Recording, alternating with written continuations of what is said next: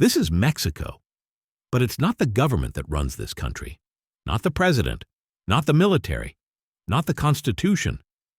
The cartels rule now. Each of these names isn't just a gang.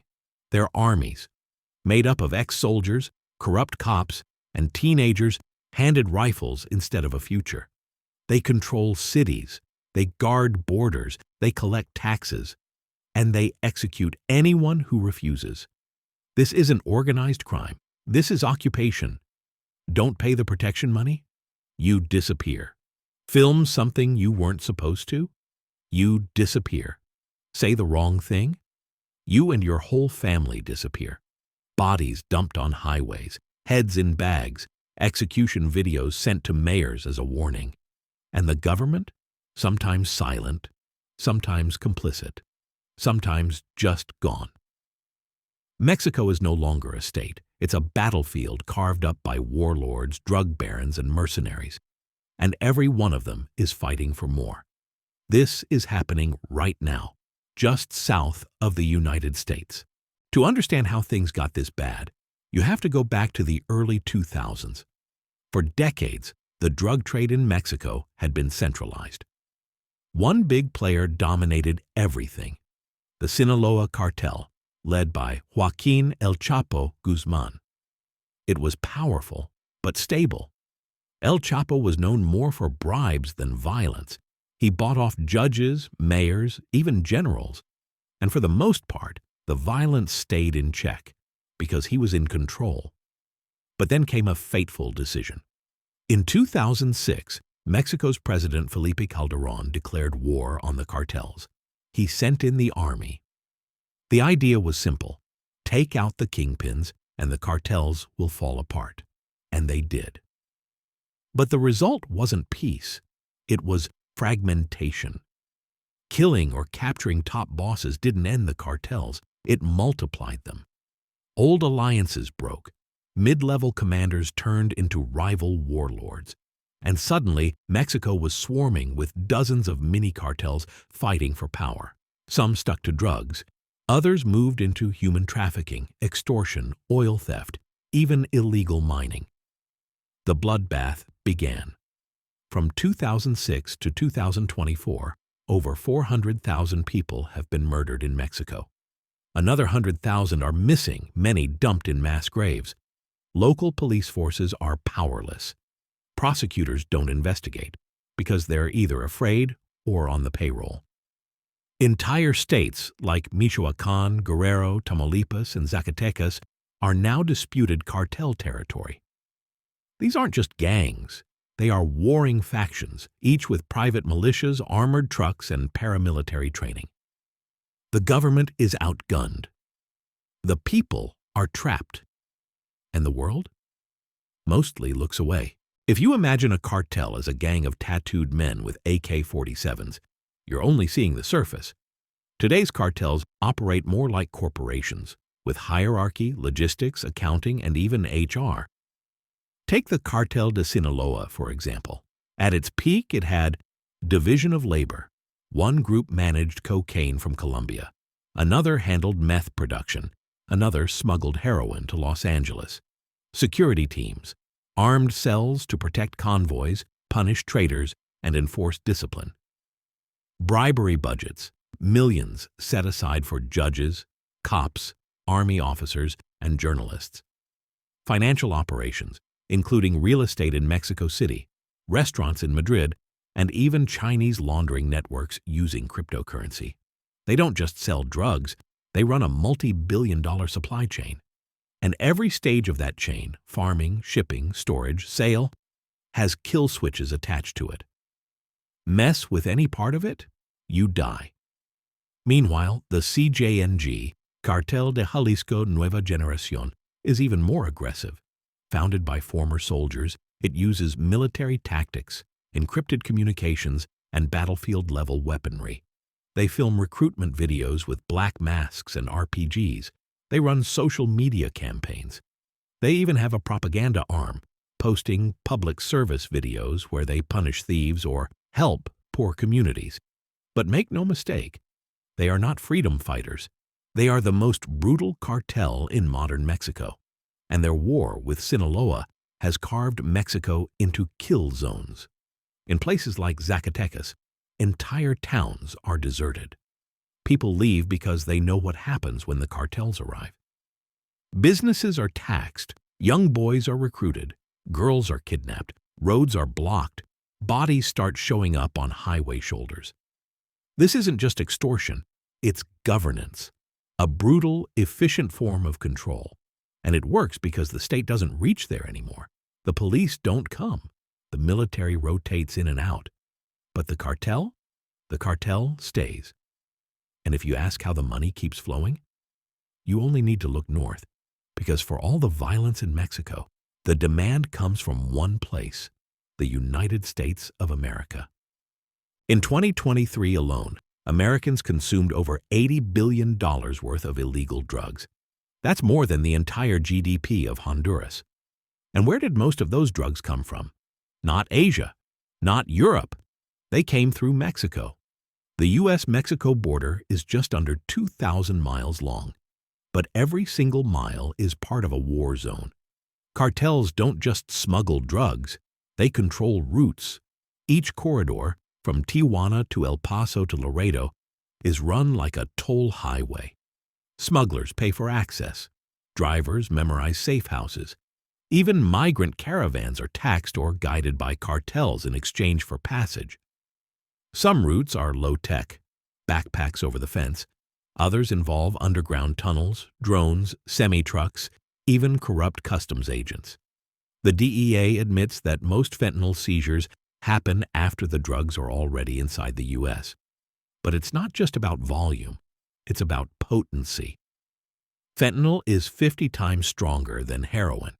You only need 2 milligrams to kill someone, and it's incredibly cheap to make, especially with precursor chemicals from China shipped in bulk to Mexican ports like Manzanillo. There, cartel chemists mix the ingredients in clandestine labs, sometimes in houses, sometimes in the middle of cornfields, sometimes in industrial parks protected by armed guards. The pills are pressed to look like legal oxycodone, then trafficked north in massive quantities. The result? In 2023, over 110,000 Americans died from drug overdoses. The vast majority involved synthetic opioids, mostly fentanyl. Cartels don't care. They don't need returning customers. They just need demand, and they have enough supply to kill every American several times over. Meanwhile, in the U.S., some states debate legalizing drugs. Others throw billions at border security. But no wall, no drone, no checkpoint will stop the fundamental law of the trade. Where there's demand, there will be supply. And where there is supply, the cartel is already one step ahead. What does it mean to live in cartel territory? It means your city has 2 governments. One wears uniforms, the other wears balaclavas. But only one has real power. In towns across Guerrero, Michoacán, and Zacatecas, the cartel isn't just a presence, it's the authority. They charge taxes, called quotas, on everything. Restaurants pay a monthly fee. Taxi drivers hand over a portion of fares. Farmers owe a cut of their avocado harvest. Even tortilla sellers get taxed. Refuse to pay? They burn your shop, or kidnap your child, or dump your body in the river. This is extortion masquerading as government. Cartels even enforce their own laws. If someone steals from you, you don't go to the police. You go to the local sicario. They'll find the thief because they have intelligence networks more effective than the state. They'll return your property or punish the thief in ways the law never would. People call it narco-justicia, narco-justice. In a twisted way, it works because fear is reliable. And in many regions, the cartel is the only thing resembling order. Recruitment starts early. Teenagers get offers they can't refuse. You can sell gum on the street and get robbed by cops, or you can join us, make real money, and carry a gun. Cartels offer iPhones, sneakers, and respect. And if they don't want you to join voluntarily, they'll take you by force. There are thousands of child sicarios in Mexico. Some are just 13 or 14 years old, trained to carry out executions, sometimes even filmed doing it as propaganda. In the countryside, the cartels decide who lives and who dies. Entire communities are displaced when a rival group moves in. In some towns, people sleep in trenches or bunkers to avoid stray bullets. School children learn to hit the ground at the sound of a truck engine. And this isn't just in the hills or the jungle. Cities like Celaya, Tepic, Culiacan, places with malls, universities, hospitals, have entire neighborhoods controlled by cartels. These aren't isolated cases. This is the lived reality of millions of people. And the worst part? The state knows. It just doesn't have the strength or will to stop it. Because cartels aren't just fighting soldiers. They're fighting a collapsing system. When Americans hear Mexican cartel, they think street gang, narcos, border tunnels. But that's 1990s thinking. Today's cartels are global players with business partners, logistics networks, and revenue streams that span 4 continents. Let's break it down. Colombia, still the world's top cocaine producer. But Colombian groups like the Clan del Golfo don't control the whole route anymore. They sell wholesale to the cartels in Mexico. Sinaloa and CJNG handle the rest. They transport the product up through Central America. They pay local gangs in Guatemala and Honduras for protection. They coordinate sea shipments using front companies, China, the silent partner. Most of the fentanyl precursors, the chemicals used to make synthetic opioids, come from factories in China. Shipped legally as industrial solvents or food additives, they arrive in Mexican ports like Lázaro Cárdenas or Manzanillo. Chinese crime networks help launder cartel profits too. Using crypto wallets, fake companies, or Daigou gray market schemes, they recycle billions. It's a two-way relationship. China sends precursors. Cartels send cash. Europe, a booming new market. Mexican cartels now traffic drugs into Spain, Netherlands, and Germany. They use Galician fishing ports, Rotterdam containers, and Eastern European couriers. Why? Because a gram of cocaine in Berlin costs double what it does in Chicago. Cartels send their own people to Europe now, sometimes disguised as businessmen or students. They don't just move product, they open franchise operations. Africa, the next frontier.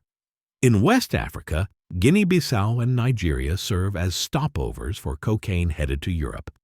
Mexican cartels cooperate with local militias and Islamist groups, offering cash and weapons in exchange for smuggling routes. It's murky, it's hard to track, and it's growing. So if you're picturing the cartel problem as something confined to Mexico, you're 20 years behind. This is not just organized crime. It's globalized, militarized, and diversified. It's a transnational empire with Mexico as the operational core. And the longer the world pretends it's just Mexico's problem, the more powerful these cartels become. Every Mexican president for the last 20 years has promised the same thing. We will win the war against the cartels, and every one of them has failed. They've sent in the army, created elite police units, built new prisons, signed extradition deals with the U.S. They've tried everything, and the result? More deaths, more fragmentation, more power to the cartels. In 2006, there were 3 major cartels. Today, there are over 200 armed groups, splinter cells, and regional mafias. The logic was simple: kill the kingpin, collapse the empire. But every time a boss is killed or captured, like El Chapo in 2016, the organization just adapts. It's not a hierarchy, it's a hydra. Cut off one head, 2 grow in its place. The U.S. has spent billions supporting Mexico's drug war, training troops, sharing intel, sending equipment. The DEA even runs operations inside Mexican territory. And yet, the supply of drugs has never been higher. The price of fentanyl has never been lower. And the cartels are richer than ever. What if the war is not failing? What if the war was never winnable to begin with? Some politicians suggest legalizing drugs to undercut cartel profits. Others want to militarize the border. Some dream of turning cartels into political parties, absorbing them into the system, like Colombia once tried. None of it has worked. Because the cartel is not just a criminal, it's a social actor. In some towns, the only hospital is funded by the cartel. The only road repair? Done by cartel bulldozers. The only jobs? Cartel logistics, cartel security, cartel payroll. In those places, if you destroy the cartel, you destroy the economy. This is what some call narco-stability, a twisted version of peace where everything is quiet, but only because people are too afraid to speak. So can the cartels be defeated? Maybe, but not with guns alone, not with speeches, not with foreign aid.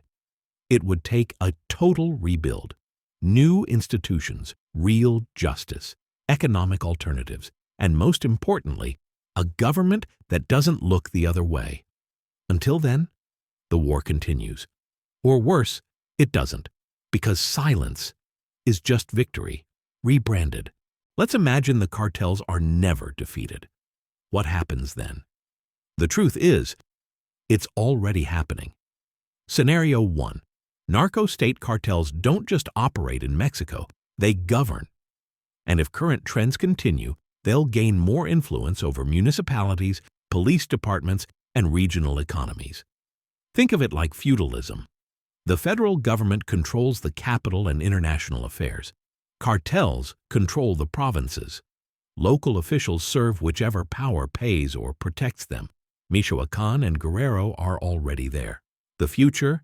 A decentralized Mexico, nominally united but functionally fractured. Scenario 2. Frozen conflict. The war doesn't end. But it doesn't explode either. Instead, violence becomes normalized. Like in Syria after 2016 or Ukraine before 2022. Cartels fight low-intensity skirmishes, avoid open battles with the military, and maintain control through terror. It's not war. It's not peace. It's forever gray. Scenario 3. Colombianization. Colombia in the 80s and 90s was ruled by narco-capital, a fusion of cocaine money, private armies, and state complicity. Mexico is heading the same way. Big cartels become untouchable political actors. They bribe their way into Congress, sponsor elections, negotiate directly with federal agencies. It's not criminal anymore. It's policy. Scenario 4. Fragmented rebellion. At some point, the people fight back. In Michoacán, local communities have already formed auto defenses, armed civilian militias to resist cartel rule. But here's the danger. If the state doesn't control them, these militias can become new criminal groups. Revolution becomes racketeering, and the country slides further into chaos. So what will it be? Another failed war? A silent takeover? A frozen stalemate? Or will someone somewhere finally break the cycle? Right now, Mexico is balancing on a knife's edge. One of the most vibrant countries in Latin America, ripped apart by greed, fear, and the illusion of control. And just across the border, the world's richest country feeds the machine one pill, $1, one corpse at a time. There is a town in northern Mexico where the streets are quiet. No gunfire, no patrols, no protests, everything works. Shops open on time.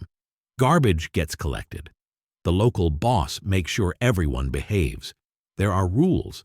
There is order. There is silence. Because the cartel is in charge. And maybe that's the most terrifying part. It's not the blood, not the corpses, not the narco tanks or beheadings or RPGs. It's the fact that millions of people have learned to live with it. Mexico is not a failed state. It's a co-governed state. And as long as the money flows, as long as the demand keeps rising, as long as the fear is stronger than justice, the machine keeps turning.